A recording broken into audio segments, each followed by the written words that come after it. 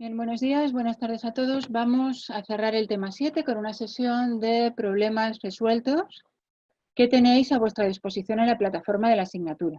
Vamos a hacer hincapié en aquellos aspectos más importantes y que suelen llevar aparejados una mayor cantidad de errores cuando os enfrentáis a ellos en un examen.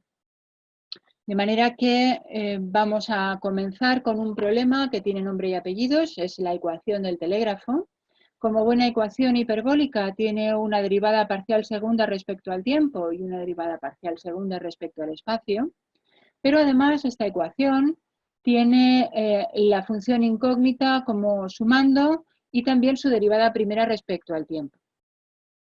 La variable independiente x está definida entre 0 y 1, el tiempo como siempre es positivo, y las condiciones de contorno que tenemos en este caso son de tipo Dirichlet homogéneas, es decir, la función incógnita para x igual a 0 y para x igual a 1 valen 0, sea cual sea el instante temporal, mientras que las dos condiciones iniciales que tenemos, recordemos que todas las ecuaciones en derivadas parciales hiperbólicas de segundo orden deben tener 4 condiciones, 2 de frontera y 2 iniciales.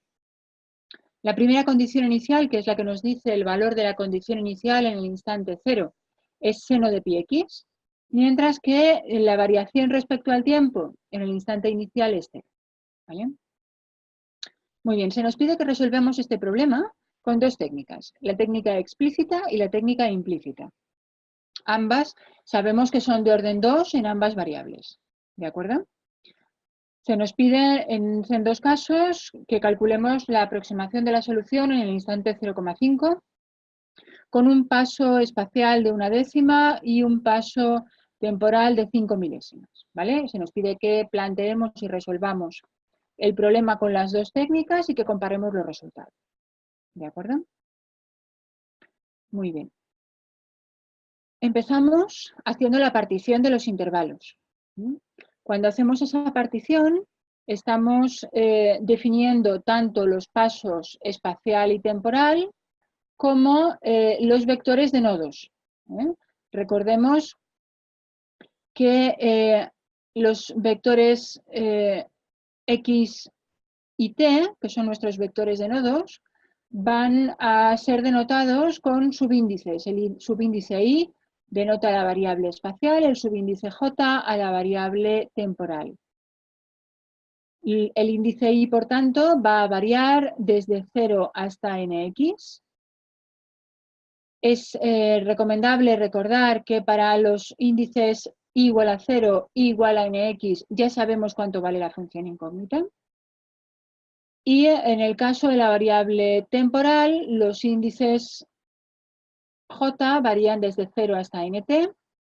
Sabemos cuánto vale la función incógnita en el instante inicial, por lo tanto sabemos cuánto vale para J igual a 0. Tendremos que averiguar con los datos de entrada cuánto vale en el instante siguiente, ¿vale? Antes de lanzar el método. Esa es una de las particularidades que tienen las técnicas de aproximación de los problemas hiperbólicos. Trabajamos conociendo las dos primeras columnas de nuestra matriz. La primera la conocemos de forma directa con la primera condición inicial, la segunda hay que calcularla antes de comenzar el proceso. Muy bien. Como queremos aplicar una técnica explícita en primer lugar, hemos de aproximar cada una de las derivadas parciales con aproximaciones de orden 2. Eso vale tanto para las derivadas parciales segundas, la derivada parcial segunda respecto al tiempo o la derivada parcial segunda respecto al espacio, como también hay que usar una aproximación de segundo orden para la derivada primera respecto al tiempo que aparece en la ecuación del telégrafo. En el caso del último sumando, el 2u, en realidad lo que hacemos es evaluar toda la ecuación en derivadas parciales en los nodos x sub i, t sub j, y por tanto nos va a quedar el sumando 2u sub ij. ¿Vale?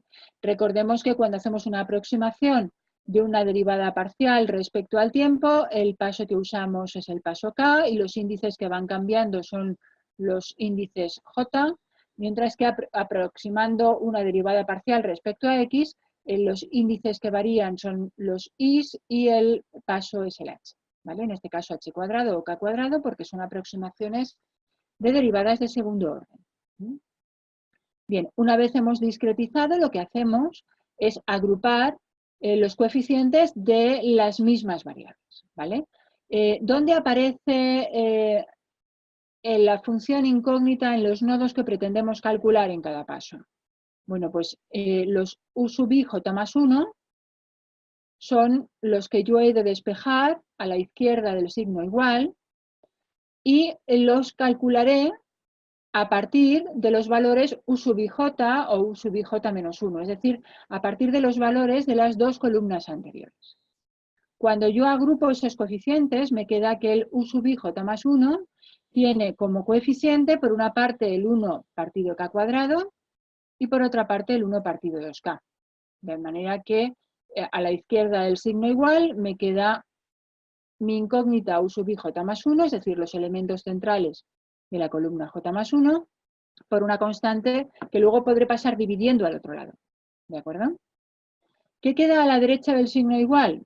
Pues todo lo que depende del instante j, es decir, de la columna anterior, donde habremos agrupado también todos los coeficientes de las mismas de idénticas variables.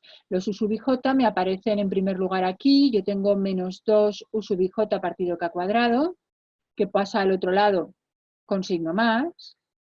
Aparece también aquí, sumando y multiplicado por 2, que pasa restando al otro lado. Y aparece ya a la derecha del signo igual, multiplicado por menos 2 y dividido por h cuadrado. ¿Vale? Y lo mismo ocurrirá con los u sub i más 1j, los u sub i menos 1j y los u sub i j menos 1. ¿Vale? De manera que podemos calcular de forma explícita los elementos de la columna j más 1 conociendo los elementos de las dos columnas anteriores. ¿Vale? Simplemente pasaremos este factor numérico al otro lado del signo igual dividiendo y con la información conocida de las dos primeras columnas podremos calcular la tercera, la cuarta, la quinta y así sucesivamente. ¿Vale? Fijémonos en que los índices i válidos para esta expresión son los centrales, porque la primera fila y la última son conocidas porque son condiciones de contorno, y los valores que asumimos para la j comienzan en 1, puesto que para j igual a 1 estamos hablando del u sub i 2, es decir, de la tercera columna, que ya podemos calcular si conocemos las dos anteriores. ¿Vale? El problema puede estar en eso, en que debemos conocer las dos anteriores. ¿De acuerdo? Entonces, ¿cómo hacemos para averiguar esas dos primeras columnas? La primera columna ya la sabemos, no hay ningún problema porque con esta primera información, la primera condición inicial, tenemos completamente conocida la primera columna. ¿Vale?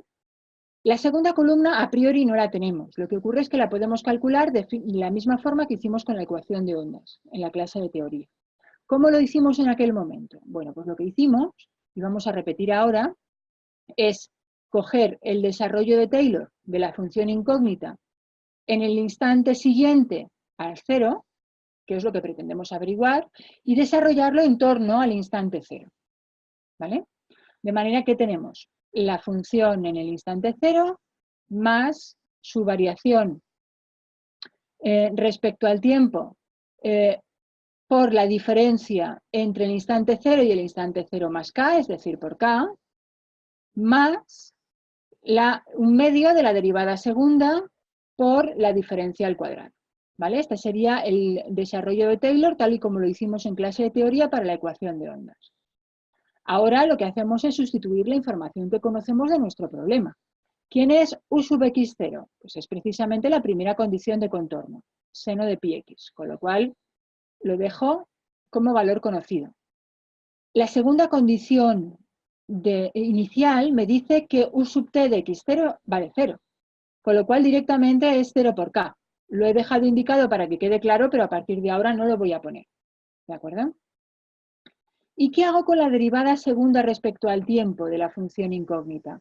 Bueno, pues no tengo ninguna condición inicial que me diga cuánto vale, pero sí tengo la ecuación en derivadas parciales que me relaciona esta derivada segunda respecto al tiempo con el resto de la ecuación en derivadas parciales. Es decir, donde me aparece u sub tt en x x0, yo voy a escribir la derivada segunda respecto a x en x0 menos u sub t en x0 menos 2u en x0. ¿Vale? Simplemente despejo de la ecuación en derivadas parciales y sustituyo. Y ahora aquí vuelvo a aplicar lo que sé.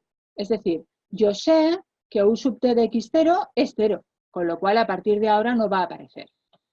Yo sé que u de x0 es el seno de pi por x. De manera que me va a aparecer agrupado con este seno que tenía aquí al principio. Como está multiplicado por 2 y aquí tengo dividido por 2, se cancelan y me queda menos k cuadrado. ¿Vale? Eso es una errata, aquí tendría que estar con un menos. ¿Vale? Agrupamos, por tanto, sacamos factor común y nos quedará únicamente este k cuadrado partido por 2 por la derivada segunda respecto a x en el par xc. ¿Cómo aproximamos esa derivada segunda? Bueno, pues como es una función que depende solo de la variable x, podemos aproximarla de la misma forma que hemos hecho en la discretización del problema, manteniendo el tiempo en 0, ¿vale? De manera simétrica para no perder el orden de nuestra aproximación. Y de esa forma, como me va a quedar en función del valor de la función incógnita en el instante inicial, que es conocido, porque es la primera condición inicial, pues me va a quedar en función del seno de pi por los nodos x sub i más 1 o x sub i menos 1. ¿De acuerdo? De manera que voy a poder calcular por fin, agrupando la información, porque aquí me vuelve a aparecer el seno de pi x sub i, me va a quedar en función de determinados coeficientes por el seno de pi x sub i, el seno de pi x i más 1 y el seno de pi x sub i menos 1. De esta forma, con los valores conocidos, podemos calcular los valores de la segunda columna de nuestra matriz de incógnitas. ¿Vale? La primera nos la da la primera condición inicial, acabamos de obtener la segunda columna. ¿De acuerdo? Muy bien. Si ya conocemos esa segunda columna, con la técnica que hemos descrito antes del método explícito, podemos ser capaces ya de obtener cada una de las restantes columnas. En nuestro programa de la ecuación de ondas, habrá que modificar el cálculo en el bucle central de los elementos de la segunda columna, los valores centrales, a partir de la primera condición inicial, fx en los nodos centrales, fx en los nodos i más 1, fx en los nodos i menos 1, ¿vale? Otra vez aquí en los centrales. Esto para tener la segunda columna, que es distinto de lo que nos aparecía para la ecuación de ondas clásica. Y en el bucle central, esto sería antes de entrar en el bucle, ¿vale? En el bucle central sustituimos la expresión que dedujimos para la ecuación de ondas por esta otra, donde los coeficientes c sub 1, c sub 2 y c sub 3 son los que tenéis descritos aquí debajo. ¿Vale? Con esos dos simples cambios en nuestro programa de la ecuación de ondas clásica, podemos obtener la aproximación de la solución, que veremos junto con la solución del método implícito dentro de un momento, y podemos fácilmente representar las curvas de la solución en los instantes en los que se nos pide. El instante 0,5 corresponde al nodo 101, el 0,4 corresponde al nodo 81 y de esa manera vamos diciendo que nos dibuje las curvas que corresponden a el vector X y a las columnas 21, 41, 61, 81 y 101 que corresponden a estos instantes temporales. ¿Vale? Y MATLAB lo que nos va a devolver es esta representación.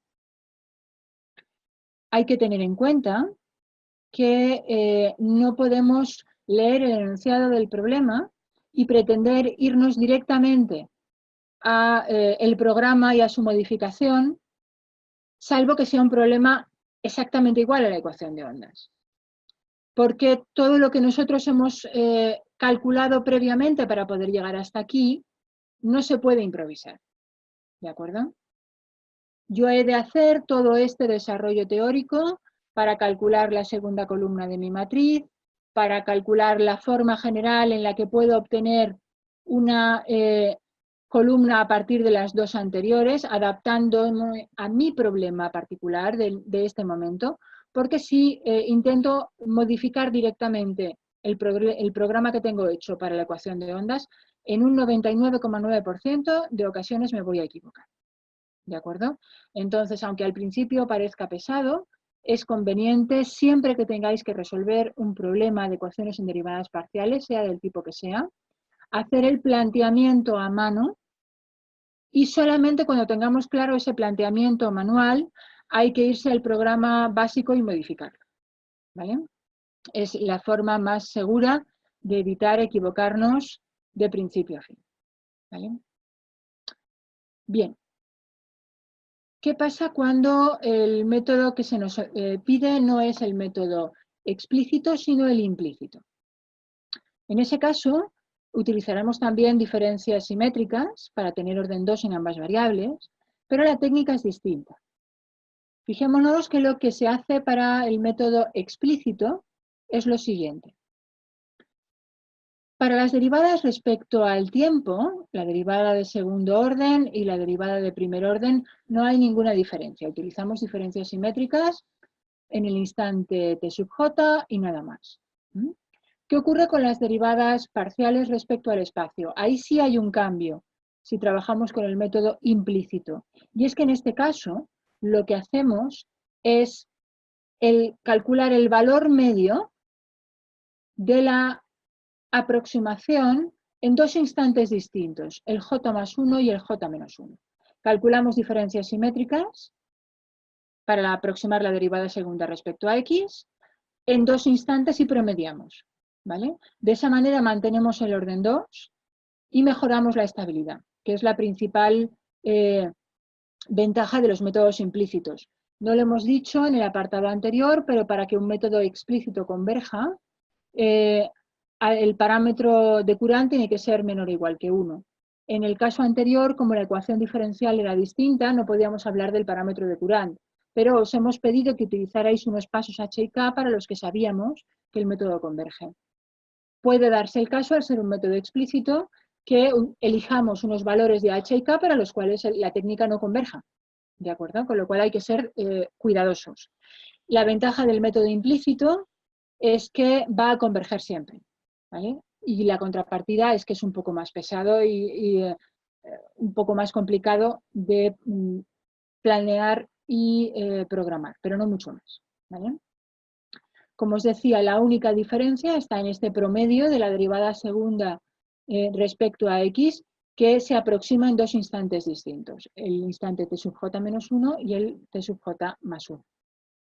No hay ninguna variación respecto al sumando 2u de la ecuación diferencial o a las derivadas respecto al tiempo. ¿Vale? Los valores de los índices para los que es válida esta expresión son exactamente los mismos que antes en lo que respecta al índice espacial, al índice I, pero no son los mismos para el índice temporal. ¿Por qué? Porque aquí calculamos... no, perdona, sí son los mismos. Sí son los mismos porque seguimos calculando el j más 1 en función del j y el j menos 1, con lo cual no hay ningún problema, ¿vale? Seguimos trabajando con los mismos índices. Lo que hemos de hacer a continuación es, igual que hemos hecho antes, agrupar los coeficientes de las mismas variables. De manera que miramos, el u sub i j, en este caso, tiene coeficiente 1 partido k cuadrado. Pues lo colocamos aquí. Aquí vuelve a aparecer y tiene coeficiente 1 partido 2k. Pues lo colocamos aquí. Vuelve a aparecer el u sub i j más 1 a la derecha del signo igual. Fijémonos que aquí aparece otra vez. Y eso significa que este menos 2 partido por 2 me queda un menos 1 partido h cuadrado. Al pasarlo al otro lado es positivo, 1 partido h cuadrado. Todo ello sumado multiplica a u sub i j más 1. Pero como hemos utilizado el instante j más 1 también en esta posición y en esta otra, nos van a aparecer con signo menos y denominador 2h cuadrado estos elementos de la columna J más 1 a la izquierda del signo igual. Vamos a poner todo lo que dependa del instante J más 1 a la izquierda del signo igual para poderlo calcular en función de lo que depende de los instantes T sub J y T sub J menos 1. ¿Vale? Todo ello, agrupando los coeficientes, lo vamos a dejar a la derecha del signo igual.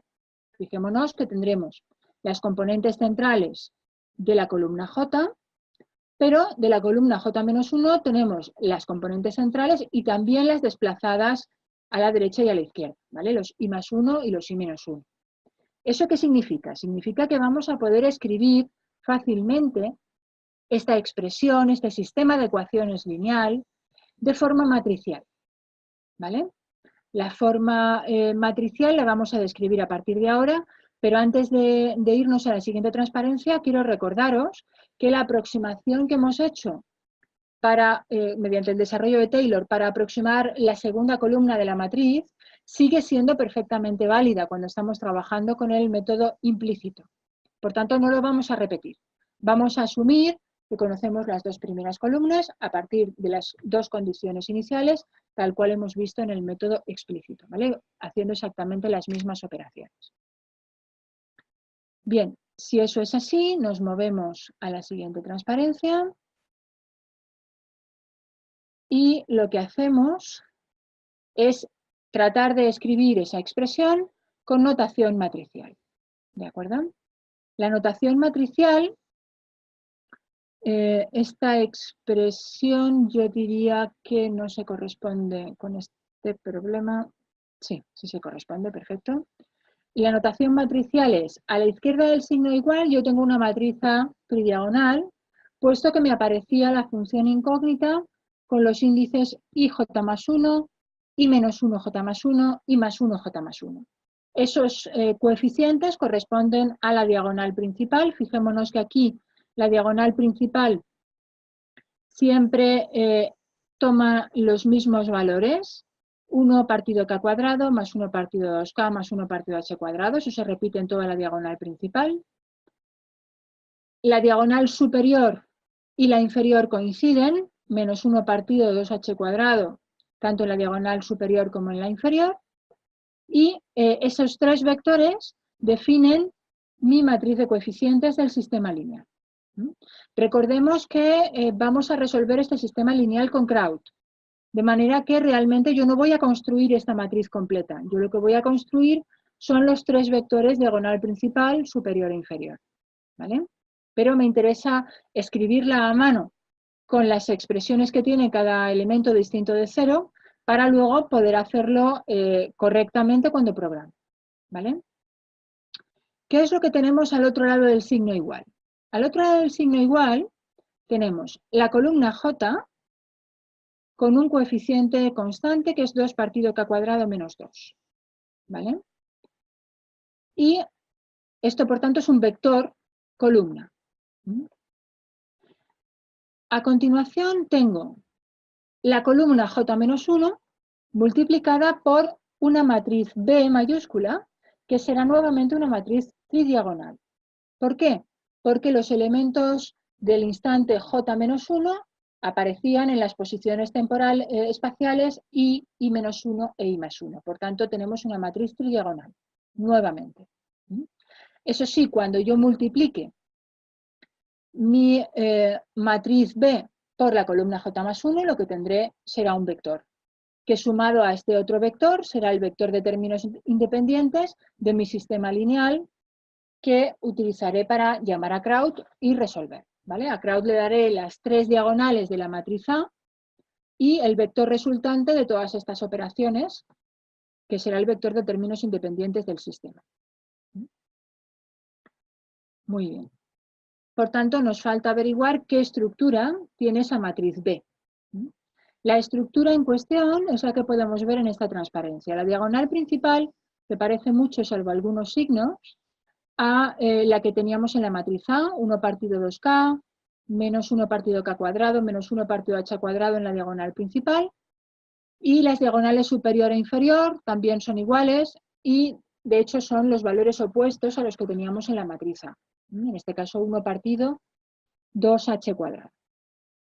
¿Cuáles son los dos vectores que hemos colocado aquí arriba? Bueno, pues hemos puesto el vector de la primera condición inicial, es decir, la primera columna de nuestra matriz, que es simplemente el seno de pi por cada uno de los nodos espaciales, y la segunda columna, este u super 1, que podemos ver cómo se corresponde con los elementos calculados con la técnica que hemos visto en el método explícito. ¿Vale? Con esas dos columnas y resolviendo para cada j un sistema lineal tridiagonal como el que acabamos de describir, podemos movernos hacia la derecha, valor de j a valor de j, columna a columna, y calcular todas ellas hasta completar la matriz. ¿De acuerdo? Bueno, pues esto es básicamente lo que hacemos y lo que nos proporciona finalmente estos resultados. En esta columna podemos ver los resultados que nos proporciona el método explícito en la última columna, ¿vale? Estamos hablando del instante t igual a 0,5, que es el instante final. Por tanto, de toda la matriz de solución que nos va a proporcionar nuestro programa, esta tabla corresponde a las últimas columnas, tanto para el método explícito como para el método implícito. Y, bueno, veis que son francamente muy parecidas. Y las dos aproximaciones son del mismo orden, con lo cual es lógico que sean similares. Y de hecho podemos ver que el valor máximo de la diferencia es del orden de 10 elevado a menos 5. ¿Vale? Muy bien. ¿Qué más podemos trabajar acerca de las ecuaciones hiperbólicas? Bueno, podemos ver diferentes problemas que no son más complicados, pero que pueden tener alguna componente más física que le puede dar alguna complicación añadida, pero no mucho más. Por ejemplo, en este problema se habla de la cuerda de un instrumento musical, se nos habla de la longitud de la cuerda, 80 centímetros, de su peso, 1 gramo, y de la tensión con la que se estira. Estos datos nos van a servir para calcular la constante de la ecuación de ondas. ¿Vale? Normalmente esos datos os los vamos a proporcionar en el problema, no tenéis por qué saber cómo se compone la constante física que aparece en la ecuación de ondas. ¿De acuerdo?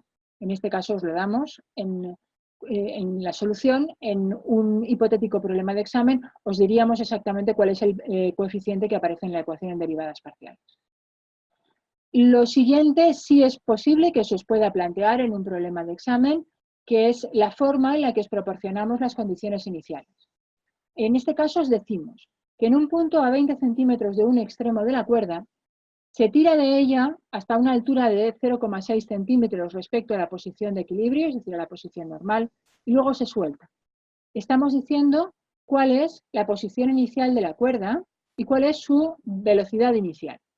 ¿Vale? Estamos diciendo que al soltarse sin aceleración, estamos diciendo que u sub t de x0 vale 0, y el u de x0 nos lo dan las dos rectas que podemos describir con esta información.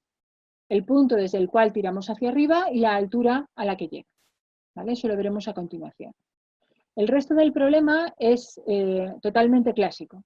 Se nos pide que discreticemos el problema y que lo resolvamos primero con el método explícito, bueno, únicamente con el método explícito, y luego que calculemos la periodicidad de la solución y la frecuencia. ¿Vale? No tiene mucha más complicación. Como os decía, la ecuación diferencial, mejor dicho, la ecuación en derivadas parciales es una ecuación clásica de ondas, con lo cual los primeros datos que nos proporciona el enunciado del problema son los que nos proporcionan el alfa cuadrado, que aparecía en nuestra ecuación clásica. ¿Vale? Por tanto, podemos saber cuál es el coeficiente que multiplica la derivada segunda respecto a x a partir del enunciado. Como os decía, lo que nos parece más importante que podáis deducir por vosotros mismos no es eso, sino las dos condiciones iniciales. El hecho de que digamos que se suelta sin aceleración la cuerda desde esa posición inicial nos dice que la variación respecto al tiempo de la posición de la cuerda es nula, ¿vale? En ese instante. Y el hecho de que cojamos en la posición de 0,2 o 0,20, levantemos 6 décimas y luego soltemos, nos está diciendo que hemos de calcular las ecuaciones de estas dos rectas para luego poder definir la primera condición inicial como una función a trozos y cada uno de los trozos corresponde a las ecuaciones de cada una de esas dos rectas, ¿vale? Como veis, no es nada complicado. Además, se nos dice que como es un instrumento musical, los extremos de las cuerdas están fijos, de manera que sabemos también cuáles son las condiciones de contorno, ¿vale? Son de tipo Dirichlet y nulas, homogéneas. Bien, ya tenemos planteado el problema. Hemos planteado la ecuación en derivadas parciales, las condiciones iniciales y las condiciones de contorno, y ahora ya estamos en disposición de, aplicando aquí sí exactamente la misma técnica que hemos visto en clase para la ecuación de ondas. Aquí no hay que modificar para nada los programas, solamente habrá que tener en cuenta cuáles son las condiciones iniciales y de contorno. En realidad la única que cambia es la inicial, la primera. El resto son iguales y podremos utilizar esos programas, ¿vale? Pues los problemas a los que os podéis enfrentar pueden ser de tipo el EDP2, en este caso, en el que no hay que modificar programas, lo que hay que hacer es plantear el problema, o como el EDP1, en el caso hiperbólico, que la ecuación diferencial ya estaba planteada junto con sus condiciones y lo que hacíamos era modificar nuestra estructura, primero teórica y luego algorítmica, para poder resolver, ¿vale? Este caso es más sencillo, como decimos, y lo que haremos será centrarnos en su resolución. Aplicamos el método explícito, como es la ecuación clásica de ondas. Podemos calcular el parámetro de Courant y ver cómo en este caso el valor máximo que puede tomar el paso K para que el parámetro de Courant sea menor o igual que 1, es decir, para tener asegurada la convergencia del método explícito, es de 1 partido 5600, ¿vale? Y bien, no hay mucha más complicación. Fijémonos en que aquí lo que estamos haciendo es utilizar la definición del lambda que vimos para la ecuación de ondas, ¿vale? Teníamos el paso espacial, que es 1/10, luego esto corresponde al alfa cuadrado que teníamos en la ecuación en derivadas parciales y la K, ¿vale? De manera que ya sabemos cuál es el valor máximo que podemos usar de la K y utilizándolo y directamente ejecutando el programa clásico que tenemos hecho de la parte de teoría, obtenemos esta aproximación de la solución, ¿vale? Como veis, no supone ninguna dificultad. ¿Qué más podemos hacer? Bueno, en el segundo apartado se nos habla de estudiar la periodicidad de la curva solución. Para ello, lo primero que podemos intentar hacer es representar esas curvas solución, ¿vale? En el otro problema hemos dibujado solamente algunas. Aquí intentamos dibujar todas las columnas. ¿Y cuál es nuestra sorpresa? Que cuando dibujamos esas curvas, resulta que no encontramos visualmente esas 5000 curvas, sino que vemos solamente unas pocas. ¿Por qué? Porque la cuerda tiene un movimiento periódico y, por tanto, en cada una de las líneas que vemos aquí, lo que estamos reproduciendo realmente es ver cómo se superponen en cada una de estas líneas unas columnas sobre otras, ¿vale? Porque es un movimiento periódico y realmente pasa muchas veces por esa posición, pero no se aprecia, estamos viendo como si fuera en lugar de ver el movimiento ondulatorio, estamos viendo fotos fijas, ¿vale? Si lo que queremos es calcular la periodicidad, como nos dice el enunciado, con una tolerancia de 10 elevado a menos 12, lo que hacemos es escribirnos esta pequeña rutina. Fijamos primero la tolerancia, inicializamos el contador, j igual a 1, inicializamos también el incremento en tol más 1 para poder entrar la primera vez en el bucle y hacemos un bucle while. De manera que, si nos fijamos, lo que estamos diciendo es: vamos a ir calculando diferencias entre columnas no consecutivas hasta que el incremento, hasta que esa diferencia en norma deje de ser más grande que la tolerancia. Es decir, hasta que encontremos un elemento que sea igual a uno de los anteriores. porque lo que estamos haciendo es coger la primera columna y compararla con las siguientes. La comparamos con la segunda y no son aproximadamente iguales. La comparamos con la tercera, no son aproximadamente iguales. Lo comparamos con la cuarta, lo mismo. Hasta que llega un momento, para el J que nos devuelve 17, en el que esa comparación de la columna 1 con la columna, en este caso, 16, nos sale con una diferencia en norma menor que 10 elevado a menos 12. Eso significa que ahí hemos cazado el periodo, ¿vale? ¿Por qué es 16 y aquí me pone 17? Porque antes de salir del bucle yo he aumentado una unidad, ¿vale? Y por tanto, el periodo de mi solución es 16 veces el paso espacial, ¿vale? Porque eso es lo que estoy haciendo cuando me desplazo de J a J más 1. Estoy añadiendo una K y lo he hecho 16 veces. Por tanto, el periodo es 16 veces K. ¿Cuál es la frecuencia? Que es lo siguiente que se me pide. Pues la inversa de la periodicidad. Y por tanto, 1 partido 16K, como yo sé cuánto vale el paso K, me da una frecuencia de 350 revoluciones por segundo. ¿Vale? La fórmula física para hacer este cálculo la veis aquí y resulta que al sustituir los datos del problema nos da exactamente el mismo valor. ¿Vale? Como hemos utilizado una precisión alta, los resultados son lo bastante buenos. Pero no pasaría nada si hubiera una pequeña discrepancia debido al error de redondeo. ¿De acuerdo? Muy bien, con esto tenemos claro el segundo problema. ¿Cuáles son el resto de problemas que tenemos en este documento? El resto de problemas nos hablan, por ejemplo, aquí de otra cuerda que vibra en un medio elástico. Aquí ya planteamos directamente la ecuación en derivadas parciales. Cuerda fija en los extremos, volvemos a tener condiciones de contorno nulas. Sin velocidad inicial, segunda condición inicial nula. Conocida la condición inicial. Fijémonos que esto es muy parecido al primer problema. Lo que cambia es simplemente la expresión de la ecuación en derivadas parciales. Con lo cual no hay ninguna diferencia sustancial entre este problema 3 y el problema 1. ¿Vale? Por tanto, vamos a pasarlo y nos vamos a centrar en el resto de problemas para que tengáis una idea de qué es lo que os pedimos. El resto de problemas no los vamos a resolver, pretendemos que lo hagáis vosotros y que nos preguntéis si encontráis dificultades. Son todos del mismo tipo, ¿vale? No os vais a encontrar grandes sorpresas, pero es importante que practiquéis para coger soltura, ¿vale? Porque el día del examen pues tendréis menos tiempo del que tenéis en casa cuando os ponéis a estudiar con todo el tiempo por delante, ¿vale? Hablaremos de método explícito, método implícito, las condiciones son siempre muy similares, ¿de acuerdo? Nos podríamos encontrar con condiciones de contorno como las que vimos en los problemas parabólicos, en los que no sabemos cuánto vale la función en los extremos, sino que sabemos combinaciones entre la función incógnita y sus derivadas. Sí. ¿Y cómo se resolverían? De la misma forma que hicimos allí, ¿vale?